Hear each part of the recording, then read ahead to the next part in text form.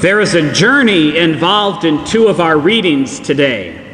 In our first reading from the prophet Isaiah, a journey is being prophesied that all nations will take to the temple in Jerusalem, where they will worship the one true God. And in our gospel, Jesus is continuing his journey to Jerusalem, where he will endure his passion, death, and his triumphant resurrection.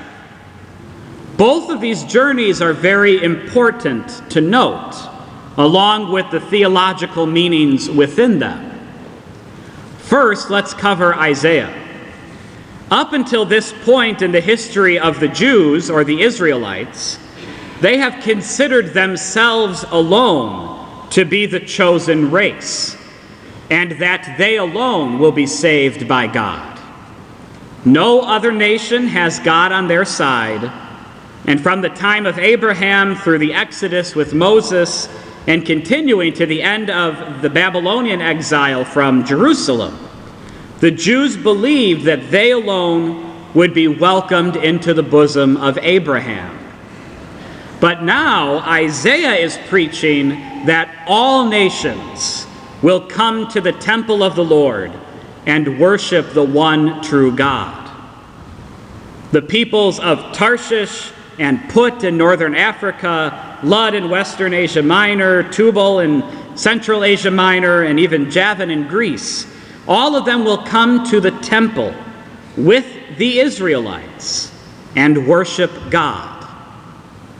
This is very new and very scary. Every other time in the history of Israel, when another nation got involved, it meant war, famine, plagues, exile, slavery, and violence.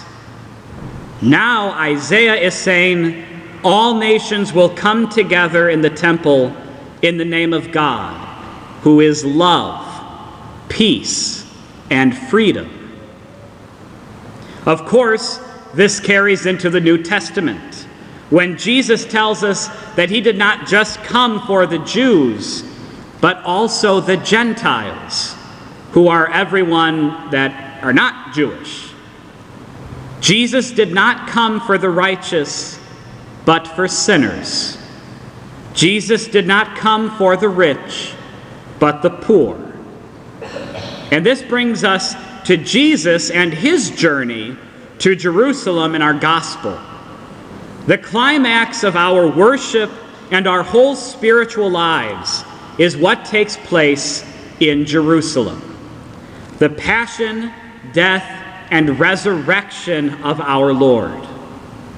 That beautiful act of love is what all the nations are being drawn to.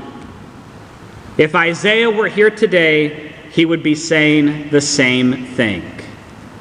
What we do here on this sacred altar every Sunday as a community of faith is the supreme act of love that all nations are called to journey toward.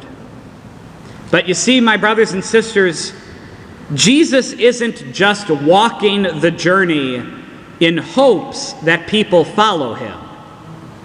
Jesus is preparing us along the way for what is coming. Our lesson today is that we need to prepare ourselves on this journey. It's not enough to show up. We need to be active. Catholicism is not a spectator sport.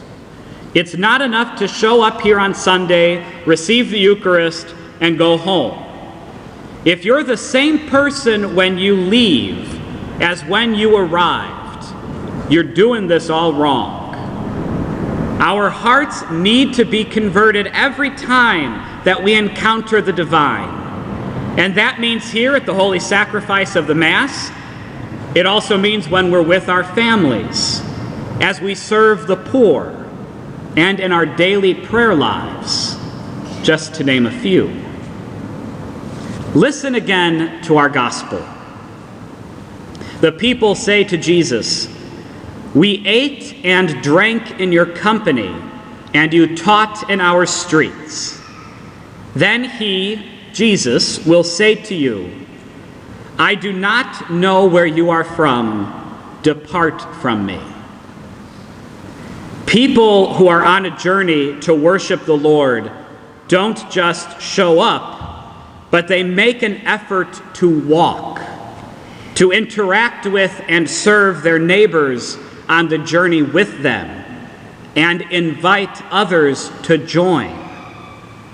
Catholicism is not a spectator sport. How are you being active in your faith? How are you living the gospel? And how open is your heart to conversion? Will you go home a changed person today after receiving the Eucharist? Or will you flip off the first person who cuts you off on the drive home?